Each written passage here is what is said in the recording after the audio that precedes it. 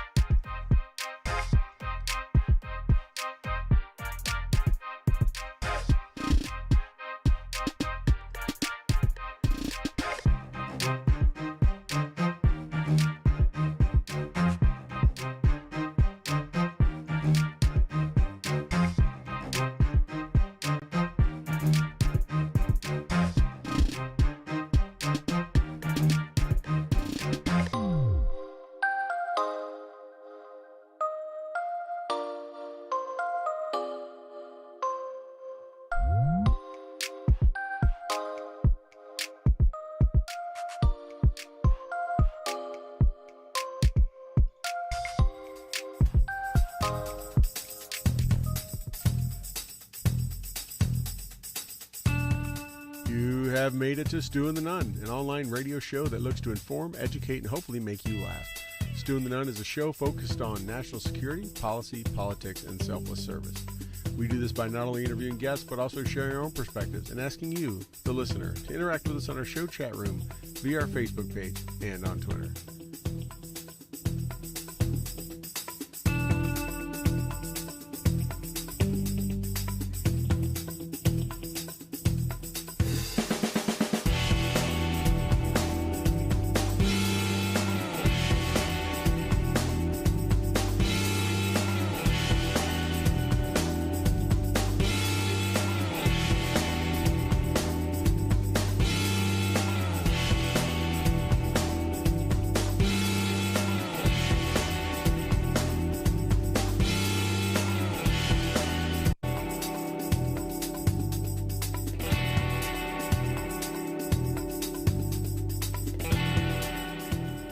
Like to thank those who make this show possible and allow us to bring it to you.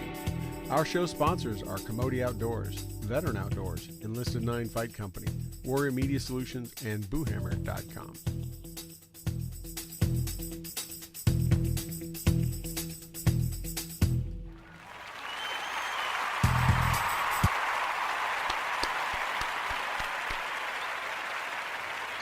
Thank you, everyone. Thank you for joining us for another episode of Stu and the Nunn, episode 208 here tonight on June 18th with Stu here in the northern studio with a balmy 82 degrees and Nunn in the southern studio where it's what down there, Nunn? Got to be warmer than 82. Oh, I bet we got you today. I bet you got me. Pull it out handy dandy.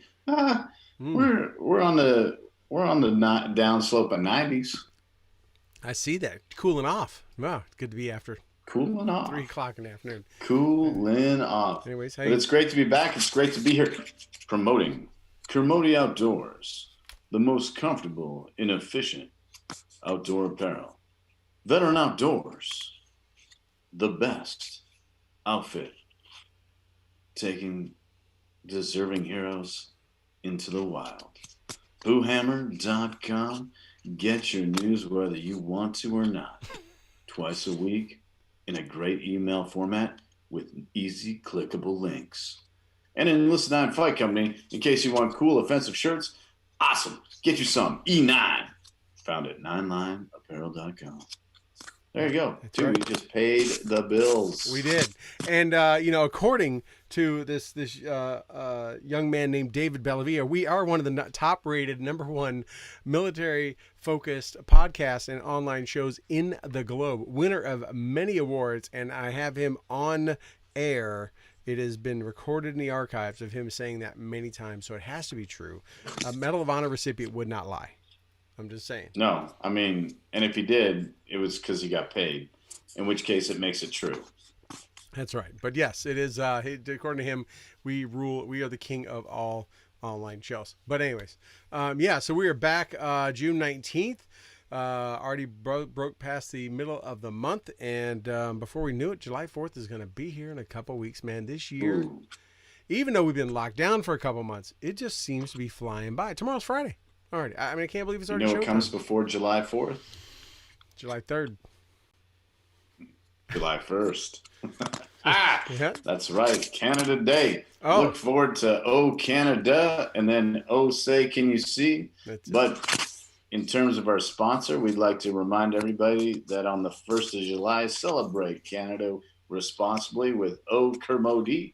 And on the 4th of July, celebrate freedom irresponsibly with Oh Say Kermode. Mm, Find it at www.kermode.outdoors.com. there you go, to get that website right. And of course, in honor of a Canadian and your heritage, my brother from another motherland, some Labatt Blue for you. Uh, you know, tributes to the to our cousin up north. Sorry about that. And some great beer they make. And just waiting on Letterkenny Season 9 anytime now. Justin Trudeau needs to. No, speaking of that, Letterkenny needs to drop soon. Mm-hmm. Um, Yeah. That's I was going to that's see when them. we know everything's I was going to see them in person, in concert. The night that it got canceled, we were the first in the tour to get canceled, and that was the day that New York got shut down. Was that one? We were one night. I was hours away from seeing them. They just played in Detroit the night before, and they drove across the little finger of Canada of Southern Ontario, and we're coming here, and yeah. So there we go. Anyways. So we're back, everyone. sad days. Yes, it is. And me and my cohorts who were all going to see it, we all got tickets. Are just like, they better not mess this one up. They better come back. They just delayed Billy Joel. I bought my lovely bride for Christmas Billy Joel tickets. They just today announced they postponed it until August 14th, 2021. So they slipped it a whole year. So hopefully he still stays alive and everything's normal, and maybe we can see him next year. Kind of a bucket list kind of concert, you know, right up there. But anyways, yeah, so we're back, man. There's we were planning on having a guest. I don't know what you want to, if you want to talk about that any at all, Toby. I know that kind of some things happened yesterday, but we were able to. Well, yeah. So our guest that was supposed to be tonight, so we've had to change because due to the flights and everything, he was unable to come on. He will be on next week. And so I don't want to steal his thunder too much, but recurring guest of the show, friend of the show, founder of Mighty Oaks Warrior Programs, Chad Robichaux, MMA world champion, will be back with us on the air to talk about his new role as one of the advisors to the President of the United States, talking about the new Prevent program to help veteran suicide. So we're not going to steal any of his thunder. No. But there'll be a lot to talk about next week. Cover it. Will be a lot to talk about next week. So we'll dive into that hardcore next week. So we won't even deal with it this week because we know that it's probably not going to get covered in the media anyway. So we'll still have basically a scoop a week and a bit later. Yeah. So. Yeah. Yeah, there's not much being covered in the media except the same old things, which seems to be the case. It's whatever the hot topic is, and it just gets regurgitated over and over, which is why I think people are getting sick of the media. But, you know, unfortunately, we're going to regurgitate some of that too because, well, Toby and I have opinions, and we want to share them. Right. But in an effort and in the essence of not being that guy or those guys, we're going to talk about things that really aren't being talked about right now. True that. So a couple of big things have happened in the international space. Troy and I have always kind of brought, or tried to bring light to Korea and, some of the things that are going on. We have yet to really hear from Kim Jong-un in a minute. We've been hearing a little bit from his sister. And we've been hearing, his message via proxy, but North Korea blew up the building that diplomatic talks were taking place. So not like, hey, we're going to take a step back from the table. They straight up flipped the table over, They pulled some like Real Housewives of New Jersey shit, and then they were like, And I think they boom, took ninja pictures. They dust. took pictures and video of it, like published it. Like not only did they not deny it, No, no, no. they went They Facebook made Live with it that. like they're like, hey, watch, hold my beer, Yeah, and they like they straight blew it up. Like nothing sends a message like I don't even want to be in the same room with you as I'm gonna blow up the building with the room in it. So really interesting turn of events. A dramatic departure from what's been happening in the past probably 24 months in terms of the efforts that have been made in terms of working through peace and different levels of reconciliation between that peninsula. And my opinion, very uneducated, very just skeptical. Just Toby one beer saying, I don't think this is. I don't think this is Kim Jong Un. I think this is either hardliners or like a sibling perhaps maybe a sibling. getting carried away because like we've learned with COVID, power corrupts. Absolutely, absolute power corrupts. Yeah. Absolutely.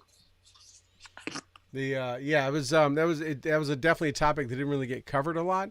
Maybe because there were no Americans involved, this or that, whatever. But obviously, it could be a triggering factor, in the future with that kind of. I mean, if you look at the last last 12 to 18 months, I mean, we had all this. There was a couple of meetings, summits. The president stepped over into North Korea.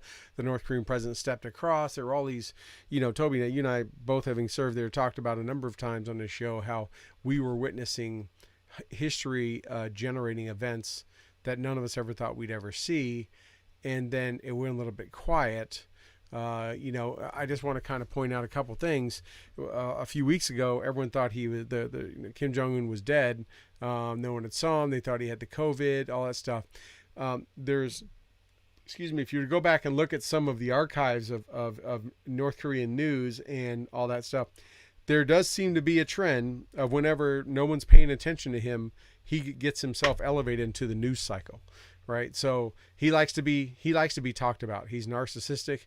He wants to be the one, even though everyone looked at the Rocket Man being that, as long as the president kept saying that, they would use that in North Korea to show, look how valid we are, that the president talks about us all the time, so on and so forth.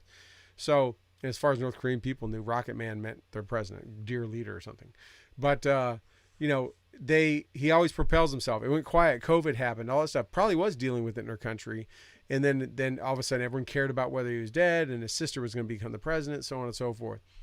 Then this happens. So he's now propelled back up into somewhere by page 3 in the headlines, right in the first couple pages. So, not saying it's an absolute thing, but there does seem to be, anytime he falls out of the news cycle, something happens and throws him right back up there. He likes to be talked about.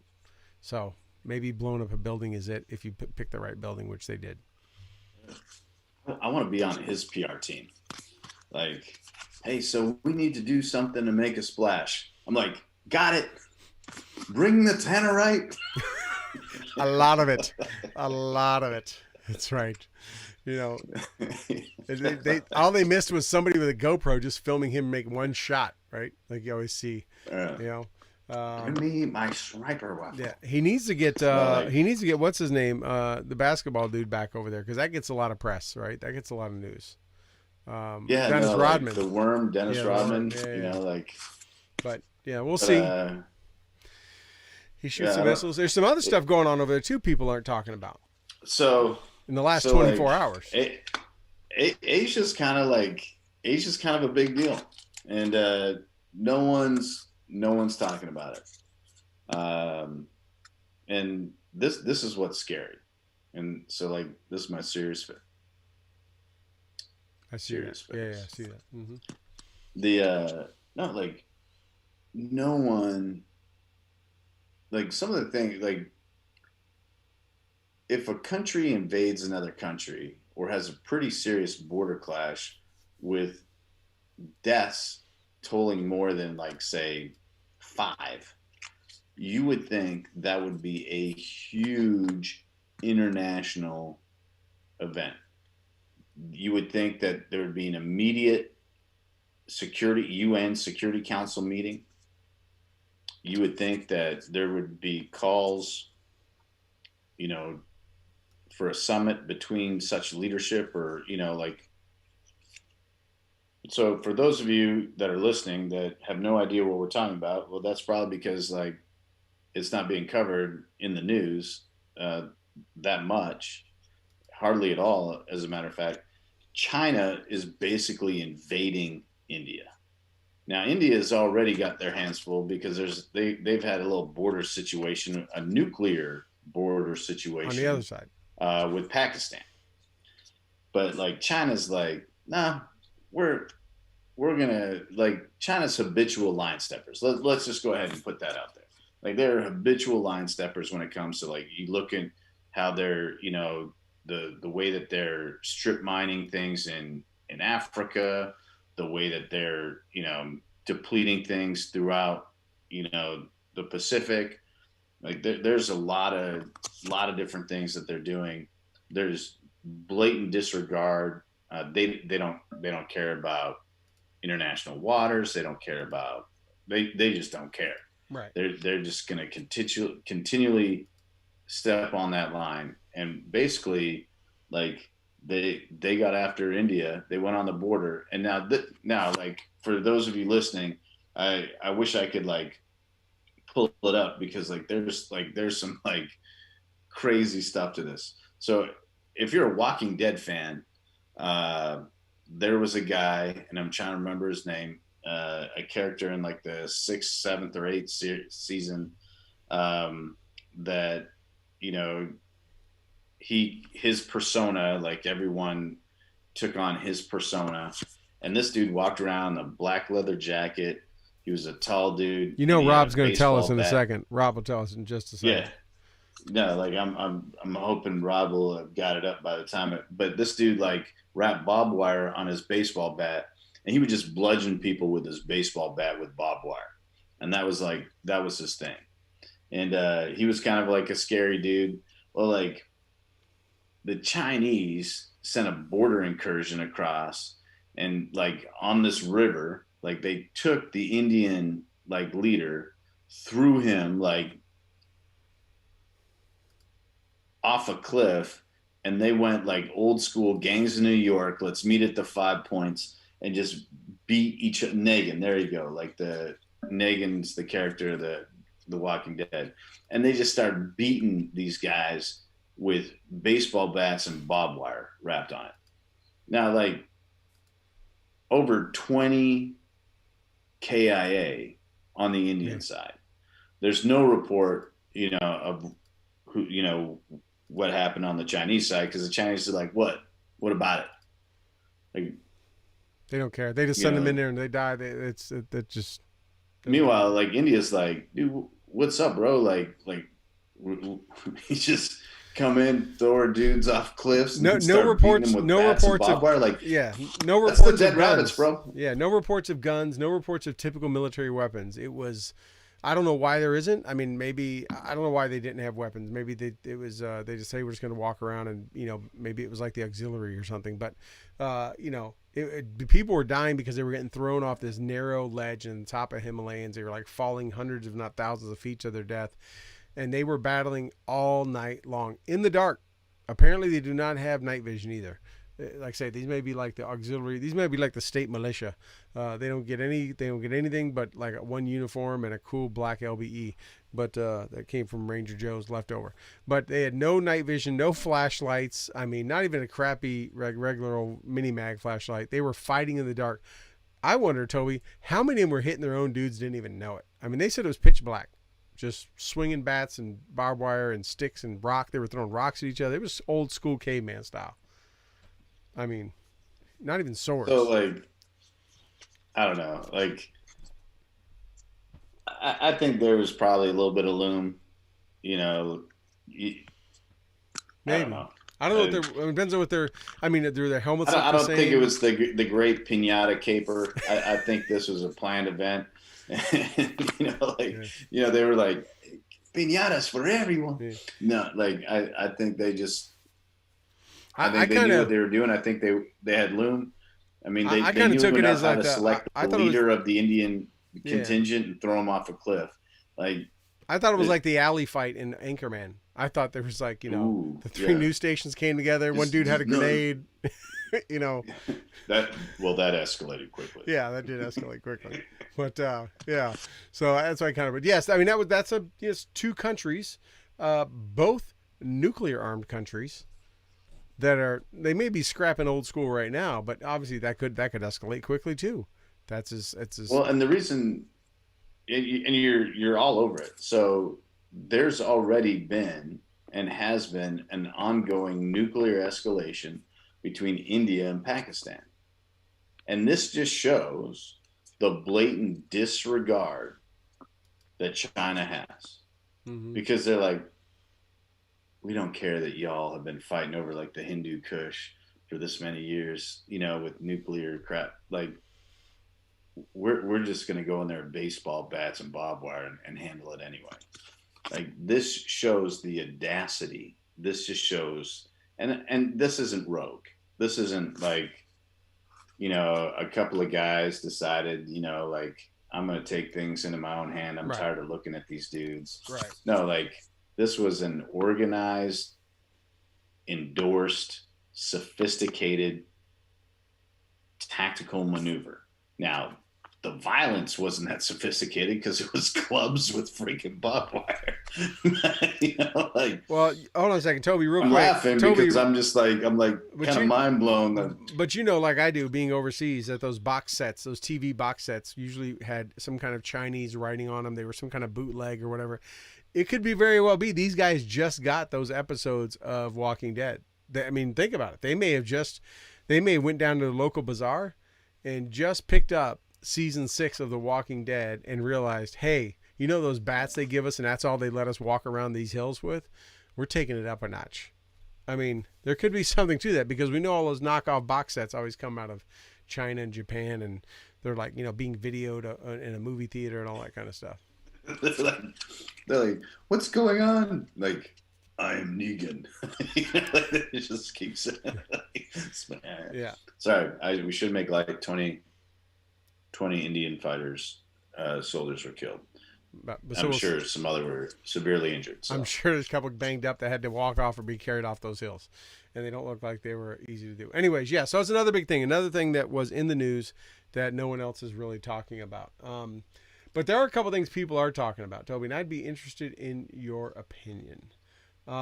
Send it. We've got to talk about the police. We got to talk about what's going on with the blue line, the thin blue line in this country. And I'm gonna kind of walk us through a couple of events here, and because we can see something happening.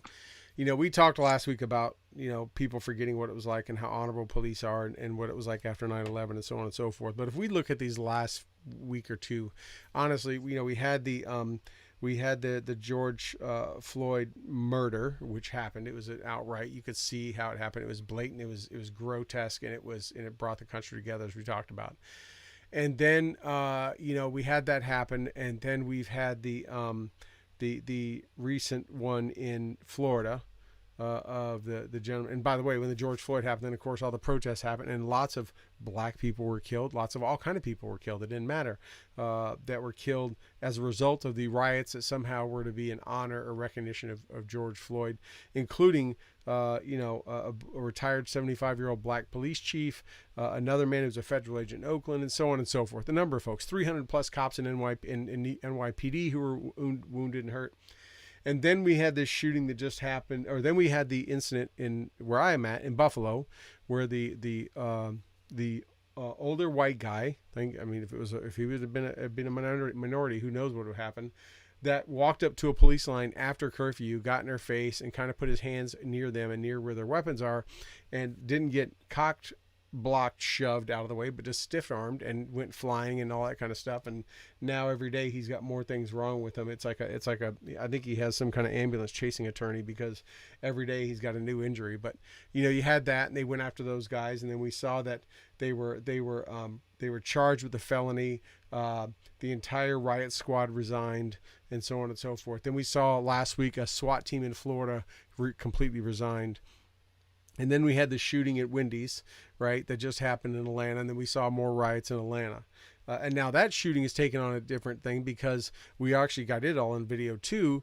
And, you know, there's some career law enforcement folks of color, black retired police chiefs and current chiefs like the chief of Detroit, who are saying those officers were completely justified.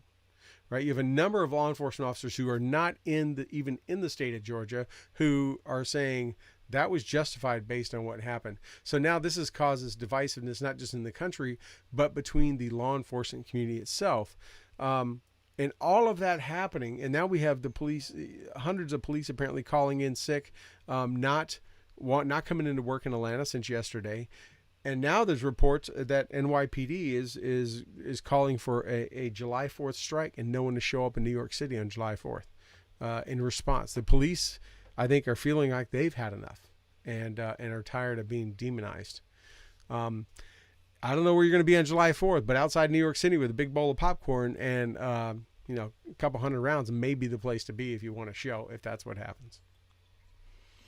Well, I can. So there's a lot there to unpack. I know I went through a lot. First and foremost, a big problem that we have here is we have multiple events, and because we have multiple events, we are putting them all in the same basket, and we can't. We can't put them in the same basket because they don't belong in the same basket. Right. First and foremost, what happened to George Floyd was a crime. The bad actor in that happened to be a law enforcement officer. And, you know, we've gone through that case ad nauseum. Everyone's gone through that case ad nauseum. The system is working that out, and that's going to be great. Because I'm quite confident that the guy is going to spend the rest of his life in jail, and then his time in jail is going to be most uncomfortable because, like, he's not going to be well received. Mm-mm. But these other cases can't be lumped in. Now, the reason why I say they can't be lumped in is because on their face, they don't have the merits. What we had in his case, in George Floyd's case, is we had video footage of an atrocity taking place. In these other cases, we do not have that. Right. And, you know, like... We have video footage, but it's not considered an atrocity as grotesque as George Floyd. Yeah. No, like we don't have that. I'm going to go with the Atlanta one. So we have a guy, my understanding is out on parole. They had interaction with him for 20 plus minutes, almost 30 minutes before the altercation took place. He was passed out in the drive-thru. They were responding to a 911 call to an individual passed out in a drive-thru. Blocking the drive-thru. Yeah. You know, like, don't hold someone from their chicken nuggets. Or in that case, it was like probably, you know, their 99-cent Frosty, which are really good. And, you know, like, they respond to it. They talk to the guy. They administer field sobriety tests, to which he clearly fails on video. All while they're, like, being super polite. Yeah, nothing very aggressive. cordial. Nothing at all aggressive. Cordial on both sides. Both sides were very nice. You know, like, having all kinds of conversations. Breathalyzer, right? On camera. Readout on camera. And then it wasn't like, I'm going to get you, sucker. You're going to die. It was like, hey, man, I think you've had too much to drink. So we can't let you drive now because we've proven that you've had too much to drink. And they go to take him. I've talked to probably no less than 10 law enforcement officers about this case in the past 2 days, because I do not want to be ill informed, one, on the legal aspect of it, but two, on the procedural aspect. And while procedurally there had been a little bit of disparity in these conversations, not on some of the fundamental things, but the most important thing that everyone in law enforcement I've talked to agree upon: the most important time, and the most dangerous time in any police interaction is when handcuffs come up. So, like, it doesn't matter like where your hands are, how everything's been, like, that everything can be calm, everything be cool. The second handcuffs get involved, whether it's reaching for the handcuffs, pulling the handcuffs out, or a connection between the body and knowing that cuffs are involved, that is the most dangerous time. And it's the most dangerous time for what everyone witnessed on that video. He clearly resisted, not only resisted / struggled, he fought aggressively, went after a weapon, 2 men on 1, to the ground. He comes out, the victor, not only the victor, swinging hard, taking blows, and getting a weapon. Now, you can say, well, it was a non-lethal weapon. Hey, Still what? It doesn't matter. It's got a weapon in it. It's still a weapon, and when you look at the law is very clear, especially the state code of Georgia. Any action towards any use of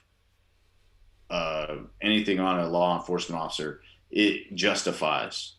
And then the discharge of that, non-lethal. Now, like, dude, everyone's like, so when a law enforcement officer applies a taser to somebody, they apply it in a safe area. Now, like, hear what I have to say. This is because this is important. They apply it in a safe area. They apply it to a part of the torso, the leg, or something like that, to incapacitate the person. If they're shooting the projectile, they shoot it in a location, so that it can, like, be most effective and incapacitate the person. That's how it's effective. Now, you can discharge that thing in an unsafe location and it's no longer non-lethal. Right. You hit someone in the face or the eyes and you put that kind of voltage through them, you're killing them. Like, all right, so this whole, like, now, if I had a gun and I'm, like, running away and I'm doing this to the camera, like, is that not dangerous? Like, just because my back's to you doesn't mean my weapon is not. And that's a good point, because these attorneys keep throwing up, and the prosecuting attorney, who's, by the way, also, it doesn't matter that he was shot in the back. Right. He was in the process of discharging, which is clearly seen on camera. You can clearly see on the camera. He turns while he's running. Right. Yeah.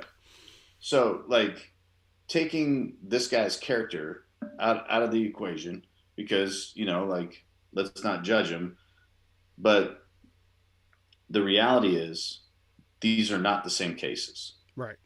Now, there are people that awarded the American flag to the family members of George Floyd, which really, to a lot of people is a sore spot. You and I have both been involved in flag draped caskets. And that has a meaning. If we the know flag, what that means. Yeah. If the flag of the nation is draped on a casket, it means the reason that person is in that casket is because the flag over top of it. So, like, I get it that they were trying to make this gesture in George Floyd's case, that here we're going to present you with this folded flag, pre-folded flag, as a gift from leadership of the nation, meaning Congress, to the family because we feel that his life was going to have significance. And so I understand that. I don't 100% agree with it, but I understand it and I endorse it. I don't necessarily like it, but I believe that George Floyd's life is going to make an impact on the culture of America one way or another, and that his name, much like Rodney King, much like some other people, his name will be synonymous with American history. Right. Was it given to him by Congress? I didn't know who gave it. Was that by a member of Congress? Not just a member of Congress, the Speaker of the House. Oh, okay. All right. So but it was a pre-folded flag, right? Right. It was presented, and if you watched on any of the services that were held, the family had this flag present in almost every shot. And so, like, I get it. Like, I'd prefer that wasn't the scenario, but that's what they did. Now, the Atlanta case, and I'm not even going to say the dude's name because, like, I don't want to even give him the credit that George Floyd is being given. This dude, like, he doesn't deserve any of that. He doesn't deserve martyrdom. He doesn't deserve any of that. Here's a guy that got sentenced to 7 years in jail for beating his wife and kids, aggravated assault of minors. Not just a wife beater, a child beater. Right. Fled the jurisdiction of Atlanta and had to get extradited from Ohio, brought back to to Georgia, to which he got early release due to COVID.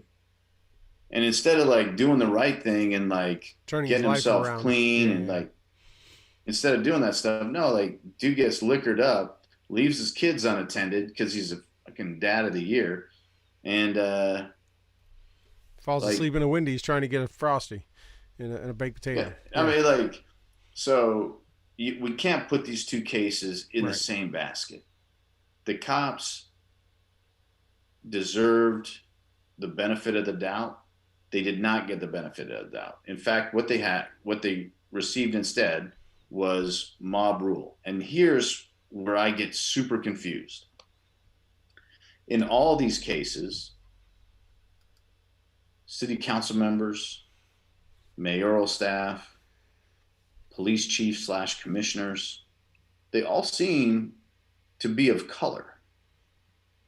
So I'm failing to understand how the systemic racism of the police forces, the agencies involved, is there.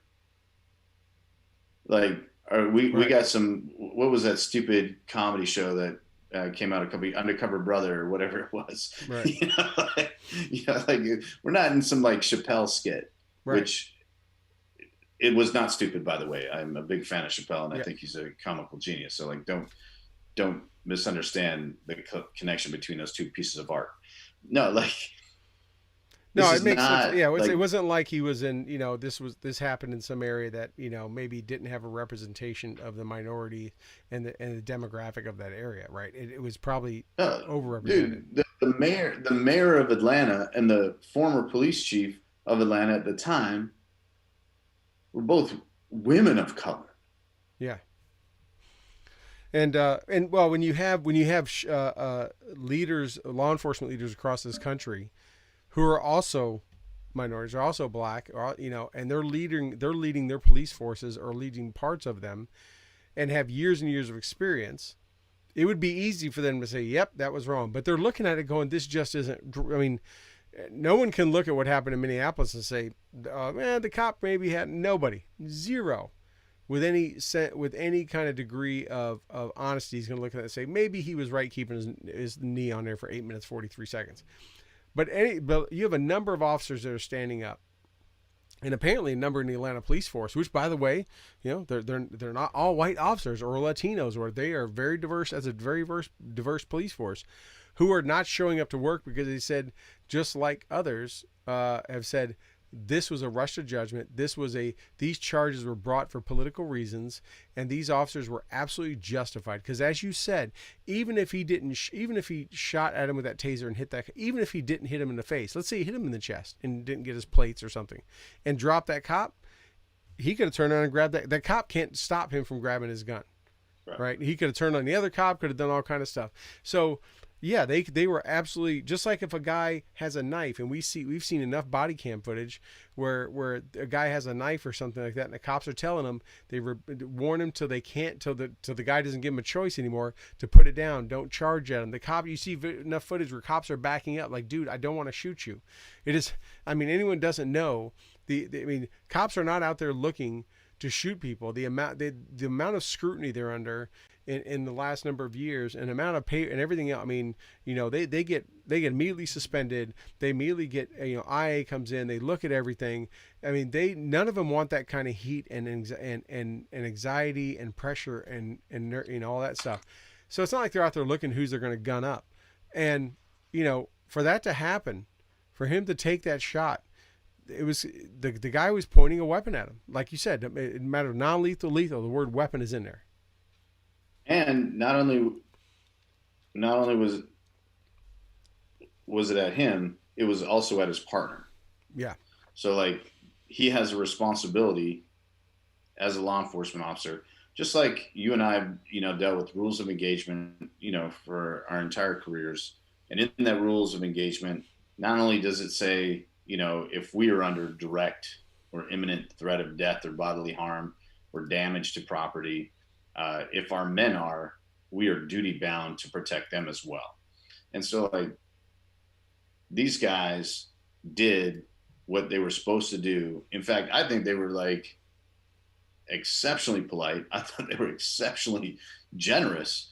I mean, like, I can't imagine getting 20 minutes, like, where a little bit of conversation, you can smell booze on me. I like have a hard time getting out of my vehicle, and I don't make it through a field sobriety test. And man, like, you don't have to be. They don't have to be nice anymore. Yeah, like, hey, play stupid games, win stupid prizes.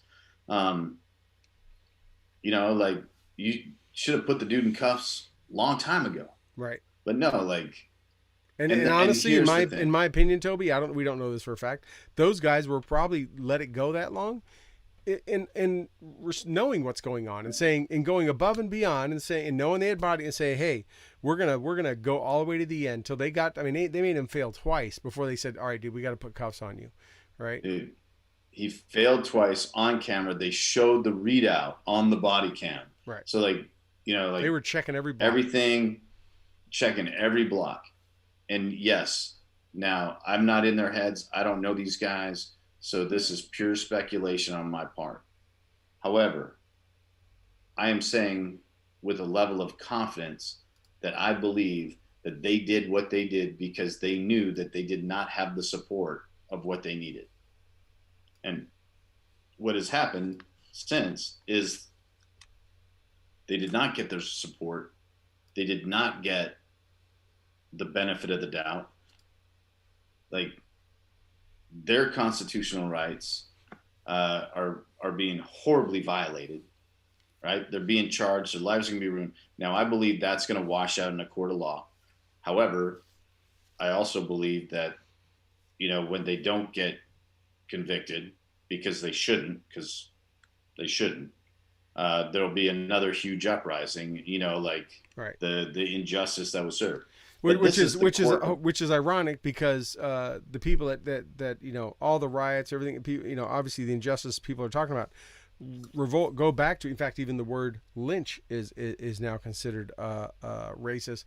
But lynch mobs were exactly that. Hey, we're taking justice into our own hands, right? We're walking down the street to the sheriff's office with all the torches, and we want that person out of jail. If you think back to the Western days, so we can go, we're going to go hang them ourselves. We are the judge, jury, and executioner. That's what this is. These mobs, just nowadays, it's not people walking down a dirt Western street with torches. It is people getting on their keyboards, and it's people going out into the streets with signs and protest and making so much noise online and in person person that it becomes now a cultural phenomenon, and that is in itself a mob, and no one can get a fair shake. And here's the deal. When you use verbiage and you talk a certain way about a profession, and now all of a sudden everyone's an armchair quarterback. Now, I believe that first responders are part of the backbone of this country. However, with that said, it's also a job. Right. Now, in the military that you and I both served in, we took our oath and our job very seriously. And it was more than just a job to us, it was a way of life.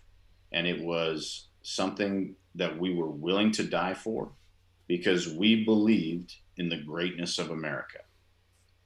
Now, we were also contractually duty bound for a period of time for that. These law enforcement officers, they are not contractually duty bound for a period of time. They do not give the same commitment, if you want to look at it in terms of a legal term, that the military give. And the reason I say that, I'm not making light of their commitment because I know many. I just was with some, and I'm immediately following this broadcast, I'm going to be with two more. I'm not saying that to make light of their commitment. I'm saying that if you treat them like they're just doing a job and they served you a hamburger, but they didn't do it the way you liked, so you have the right to throw the hamburger back in their face, they're probably not going to sell you that hamburger anymore.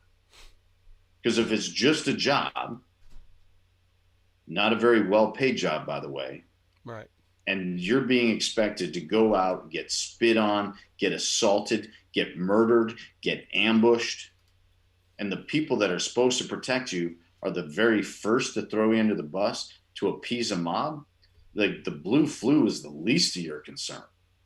Don't worry about people calling in sick. Worry about not having people, period. You're like going around with stupid ass signs like defund the police. Keep acting the fool as leaders, and you're not going to have to worry about defunding your force. You're not going to have one because they're going to be like, screw you. right. Why would I serve a community that doesn't respect law and order and that doesn't want to care about the outcome of my well-being? You think because I put on a certain color of clothing that I believe something fundamentally and that I belong to something theologically? Like that is the most irrational statement and belief. And this mob rule and this pandering, this absolute pandering by leadership is disgusting. And I don't blame those guys and gals one bit. Because if I was,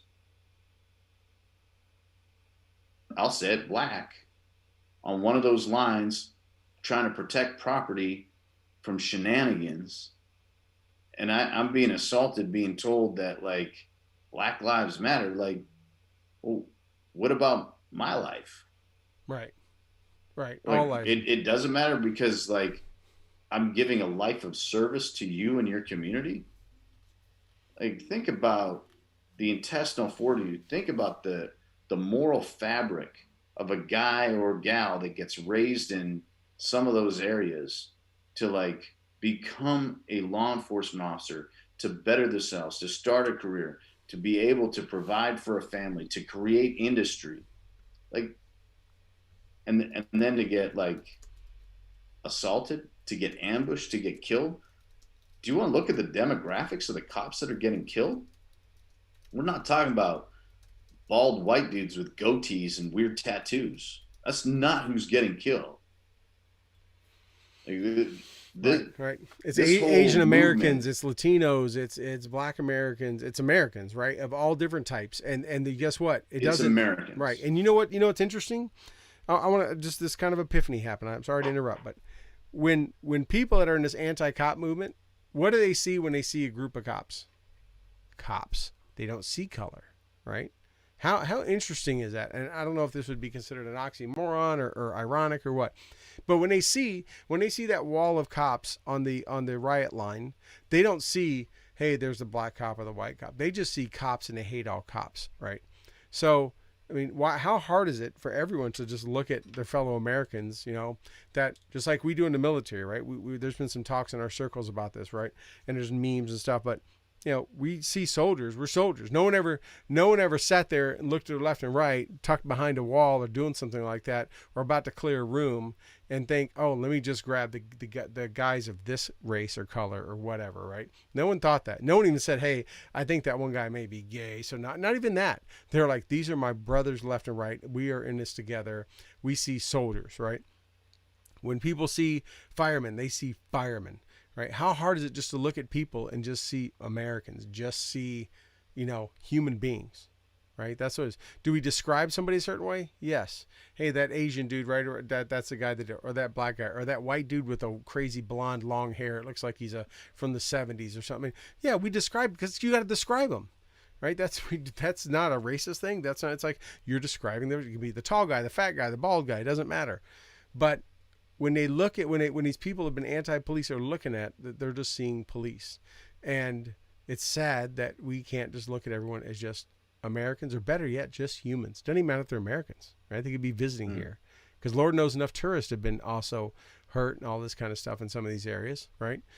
It's just saddening that everyone sees a statue and they say we got to deface that statue, when some of those statues are statues of people that promoted the civil rights movement. I mean, imagine the meltdown if someone went up to Warren, the tennis player, the black tennis player, and someone painted "White Lives Matter" on it, right? That just happened to spray painted it. That's not justified as much, but you know what? And people probably got upset over it, just like if someone would go to the Martin Luther King Memorial in D.C. and paint on that. You painted anything on Arthur Ashe's Arthur Ashe, thank you. statue, anything on his statue, that would be a hate crime. Right. So how is it different than any other? Right.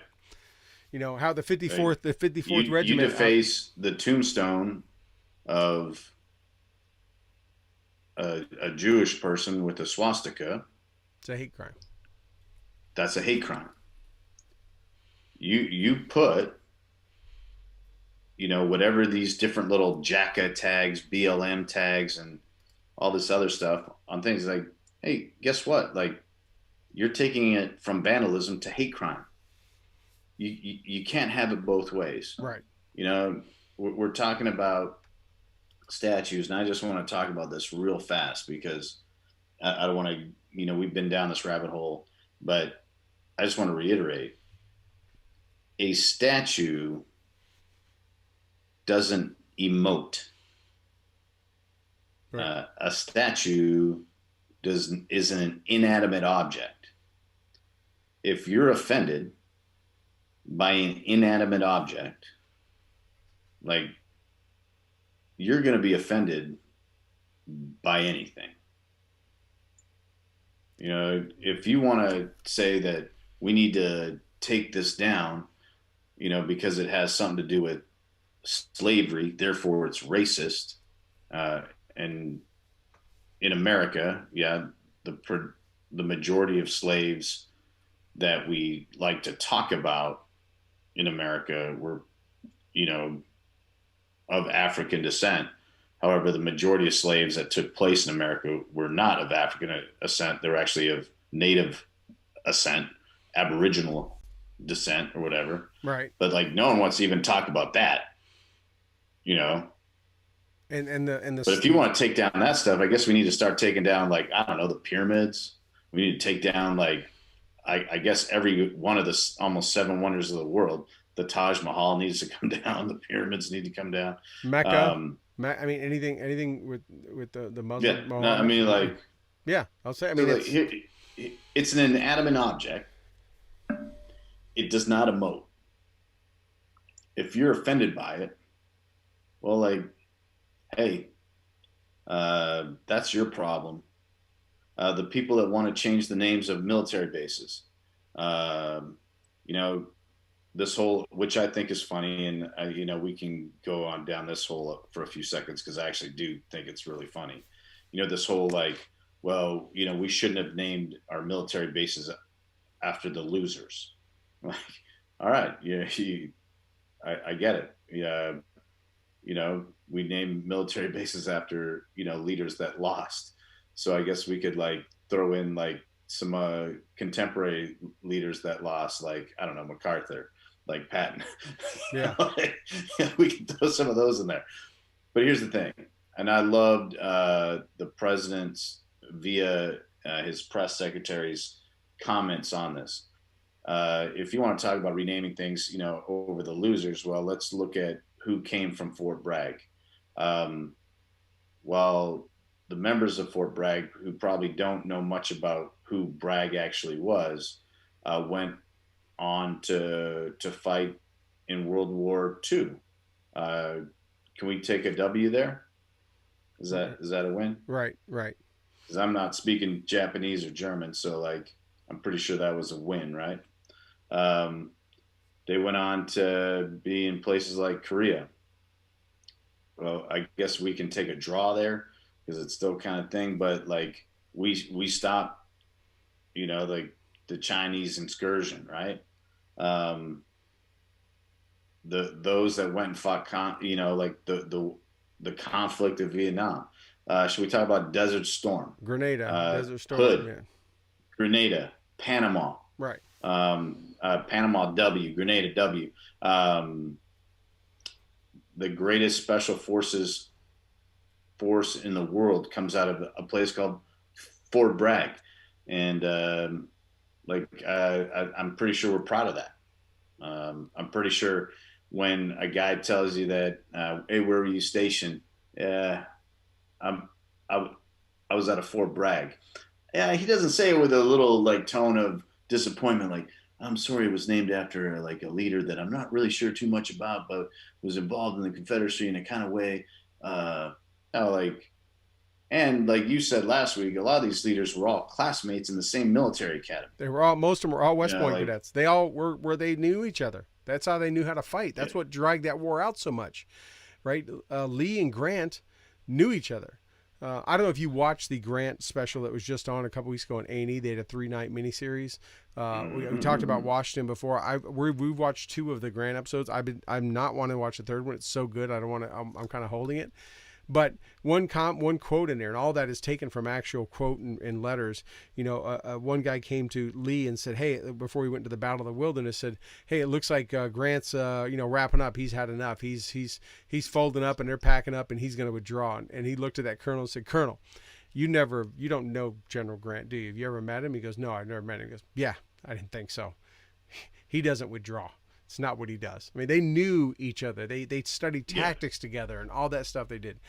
These were, they just picked at the time. And in fact, Lee was offered the head of the Union Army before at the last second he decided to go and become the Army of Virginia. So, I mean, it's just they pick sides, right? Well, both sides thought their values and their mission was noble, and they thought that was the right one, right? So, yeah. Anyways, sorry. No, it's we need to not be afraid of history.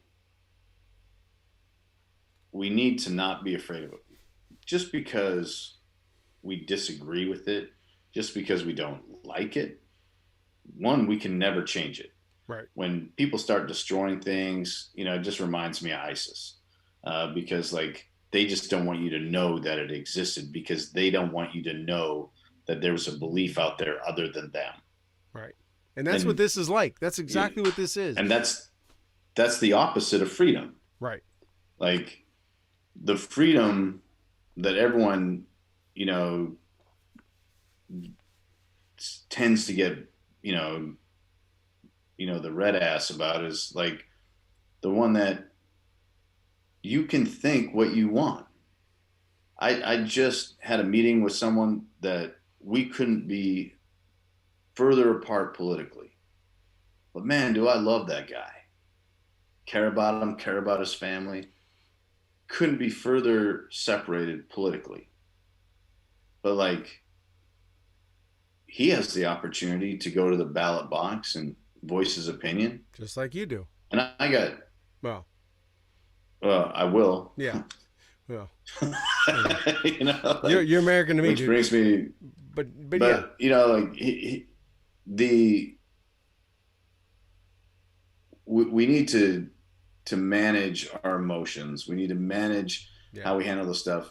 And taking down a statue isn't going to change the fact that people from a certain town fought on a certain side. It doesn't change the fact that a man by a certain name accomplished some things. You're not going to change that. Just like when there's a statue to something positive, you know, like these are here. Let's not get wild and crazy and try and rewrite history because you can't.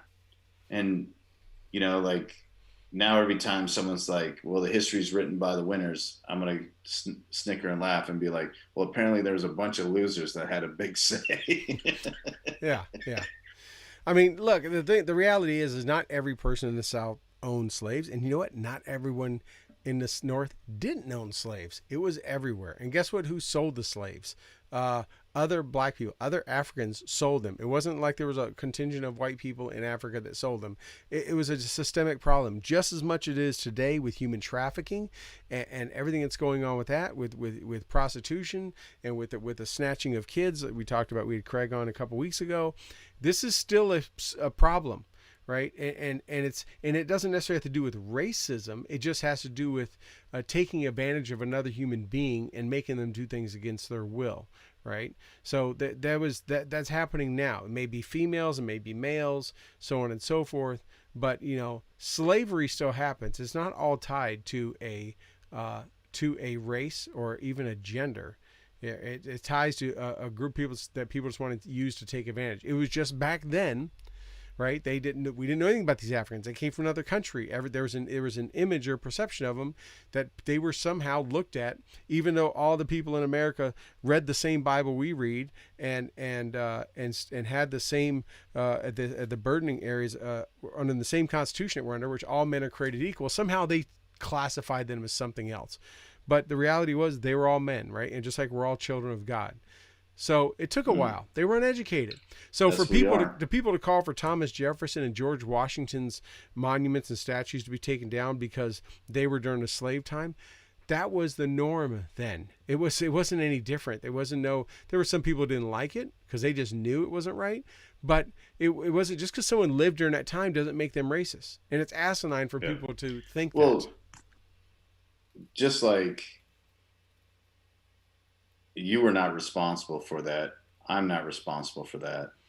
You know, like We're not responsible for things our own parents do, right? We're only responsible yeah, for ourselves, right? no, and that's the thing. Is like someone said something to me.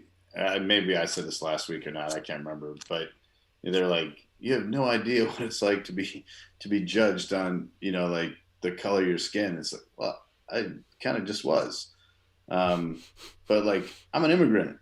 I, my family had nothing to do with any of that. None of my ancestors. You can track my entire bloodline. You'll find that we had nothing to do with it. So like, why are you lumping me in that? Why are we lumping anybody in that? Why It's are they gone. judging It's you past. judging you by the color of your skin? That's what I said. I Yeah, just that's what was I mean. Yeah. like I none of my family. I'm the first of my family to come to this country. Right. You know, Right. like Yeah. It's I don't know.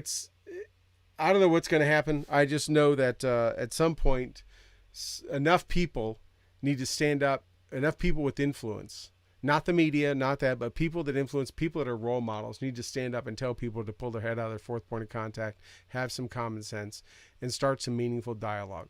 And then some people look at that and say meaningful dialogue, oh, what that, you're just going to talk or whatever. No, it's not just we're going to talk, right?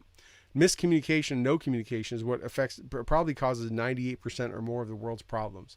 Sit down and talk it out. Help other people understand. You don't help that by shouting at them with a sign. You don't help it by burning stores down, right? You sit down and have open dialogue. Toby, you and I, we agree on some stuff. We don't agree on other stuff. Both and I have served overseas. I have sat down with a room full of Muslims, and we've talked about Christianity versus Islam. I've sat down with people that are Jehovah's Witness, Catholics, Mormons, and myself, and talked about the differences in our faiths and religions. And you do it with civility, and you understand there's differences. And my wife said it great the other night. She was talking to someone. She goes, "Aren't you glad we all don't think alike? This would be a boring country if we all thought the same way, right? We also would have no creativity." Yeah. Right? No, the forest for the trees. There's a reason why we're all in this country. And it's because at some moment in time, someone saw the opportunity for greatness and for freedom and for opportunity, and that's why we're here. Be it 4 generations ago, be it one like existing generation, that's why we're here. And what makes America great is the fact that we are the great melting pot. We can do this stuff. We can achieve great things. We can build great things. Tearing things down doesn't change it. Tearing people down doesn't change them. It just hardens them. And like you said, we're all God's children, and we should start with that. I love when people's character leads the conversation, not their color. And that's what the and I speech don't said, care, right? like, That's what the speech yeah, said. that it's exactly right. And um, just because I think that I disagree with the Black Lives Matter movement. I don't disagree with the message, because I believe that all lives matter, and I believe that everyone should be given a fair shake. That's why we have this great judicial system. But I don't think that anybody should be more protected than anybody else. Right. That's why we're in this country, so that we can stand on our own legs, on our own merits, on our own accomplishments.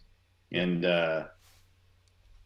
like I'm with you. Probably going to be considered a racist for saying that. If you know me, you'll know that that's not the case. No, I want to say with you, I'm not going to bow. I'm not going to bow, and I'm not going to pander to the court of public opinion, because I'm not going to have a flexible morality about this. Right. It's going to be rigid, and what's going to be rigid about it is the fact that I was commanded by God to love my neighbor as myself. Right. He didn't say like what color the neighbor. It didn't say like what orientation of the neighbor. It didn't say like what street, what side of the tracks. It didn't say anything. It said love your neighbor as yourself. And in the parable of the Good Samaritan, he tried utilizing in that parable, in that story, like the offensive thing that he could, to prove that the offensive person was not actually the offensive one, was actually, like a compassionate one. I was commanded by our Creator to love our neighbor as ourselves, and I don't care what color you are, and that's what I'm going to do. Right. And by doing that, I don't have to agree and pander to your stupid statements. Like, that doesn't make me racist.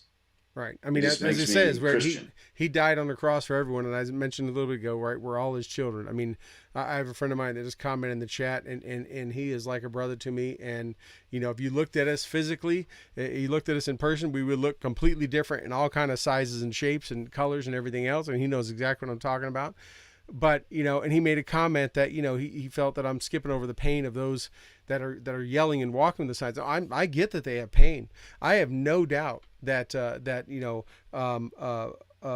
people of color, black people, even Latinos, Hispanics, probably get eyed a little bit harder by white cops or by any cops, right? And maybe get pulled over and they look questionable or whatever. And I don't know if some of it's justified, not justified. Some of those people may be recognized by the cops. They've pulled them over a number of times. I have no doubt. But I would imagine a number get pulled over because people get complacent, or they get in their ways and think, oh, if I see someone out after 2 a.m., they're bad, right? If I see this and that. I can see that is an injustice without a doubt. And that's why I have no problem, and I've said the whole time, I have no problem with peaceful protest. I have no problem with the whole country standing up together, not even the globe, but the country saying what happened to George Floyd was terrible. And I thought that was an awesome thing because nobody cared what color, what gender, what tolerance, whatever you had. Everyone said that was horrible and it shouldn't happen, and they need to have justice brought to them. And as you said, justice has been brought and it's working its way through the system. Get it. This is, as you said, George Floyd's probably is going to have as much or more impact than the name's going to resonate longer probably than Rodney King because of what it's done in this country. And you know what? It would have had that impact had they not burnt down one frickin' store or not thrown one brick, right? 100% true. If millions of people in this country marched peacefully, arm in arm, and said this can't happen, that would, and people of all races and genders, and said this can't happen, that would have had that would have had a more meaningful voice than when you start stealing every Louis Vuitton purse and every single thing you can out of a Target, right? It would that just people didn't say discounting it. They go, well, that's just looting. That's all they care about. That's all those people want. They didn't really care about George Floyd. They just wanted to get some free stuff, right? They lost that message. It would have been a louder voice had they not. Right. And I'm not saying the protesters are the ones that did it. It looks like there's evidence that there were instigators and they took advantage of the opportunity, right? Yeah. They took advantage. But I'm with you. I don't understand. I can't wrap my head around the comment of Black Lives Matter. And I welcome anyone to want to have a dialogue with me about it because in my belief, all lives matter. I've always said that. And I can't believe even saying that now gets people classified as racist. All lives matter. Yeah. All. Like, it's all encompassing. It's not one more than the other. I don't understand the concept. None of them should be, the people of Asian descent should not have been rounded up after World War II, after the bombing of Pearl Harbor, or should not have been looked at. Heck, in January, people of Asian descent on planes should not have been walked away from because they may have that China flu, right? This happened just months ago. I know there were people that were, of Asian descent that were like, people were looking at them with the cross eye, with the old stink eye, like, oh, you may got that flu that's real bad, right? It shouldn't happen at all. Sadly, it does, right? Because people are ignorant and they're uneducated and they react to whatever they're fed. But I don't understand that statement, and I think it has taken on a negative connotation in our society because people hear that, and if they say anything else, they're automatically it's not one way or the other, right? You can like Trump and not be a racist. You can march into protesters and not be for BLM or not be for whatever. I mean, you're allowed to have multiple rights. You're allowed to have an opinion and maybe you not fall into a classification. Sorry, go ahead. You can think what happened to George Floyd was a travesty and still support the police. Yeah. I got to get going, but yes. I want to leave with one kind of final thought. The irony of all this stuff is playing out in this Chaz area and this Portland area, these autonomous zones. I think Portland got shut down, by the way. I don't think they put up. Did it? It didn't last. It only made it 24 hours. The cops wiped it out. They were like, "No, not on our watch." Yeah, it didn't happen. They shut it out. This Seattle situation, Chaz or whatever it's called, Chud. Chop. Whatever. It's called Chop now. It's now Chop now. The best part about it is, like, they're protesting all this stuff, or they're utilizing this opportunity to protest this stuff. Yet, to enter it, they stop and frisk you. You have to provide ID. Like, you can't, there's walls. Like, there's a border. There's walls around it with guns. Yeah, like everything that you claim that you are protesting, you are doing, but to a higher degree. Right. So, like, the irony is not lost on me. I see the value of your conviction, and I know that you're just a petulant little child, and this is your way of, like, getting, attention. But hey, great hanging out with you. Yeah, bro. Next week, Chad Roba Show will be here. Excited to hear more about this new prevent program that the President of the United States has put this task force together to help prevent veteran suicide. I think he's finally starting to talk to the right people, and that's not just internally in the VA. They're, like, stepping outside the VA because clearly that system's busted. And so it just is awesome that they're talking to people that have the most successful programs in keeping our veterans alive. And like, it's hard to take a system serious that lost a guy for a month in a stairwell. Yeah. You know what I mean? Like, we didn't even get to that news story. That bit didn't even make the news. Yeah, we didn't even get to that one. Yeah, I mean, it's just hard to take people like that serious. So I'm glad that we're starting to talk to people that do take it serious, are making an impact in it. So I'm excited to have Chad on next week. And I miss my brother. You miss him as well. It's great to see our friends truly doing great things and succeeding. So that's it for me. I got to roll. Yep, no problem. Yeah, we're going to roll. Everyone, thank you so much. Be sure and join us next week. As Toby said, next Thursday night here on Stu and the Nunn, 8 o'clock Eastern, all of our outlets, what we got going on. We're on all the audios, all the videos, and you know where to find us. Hit us up on stewandthenunn.com. Stay safe. Hope you keep getting back to life, to normal. Keep that dialogue going. And keep understanding all the sides, and love your neighbor, love your fellow citizen, and keep doing good things. With that, everyone, thank you, and have a good night.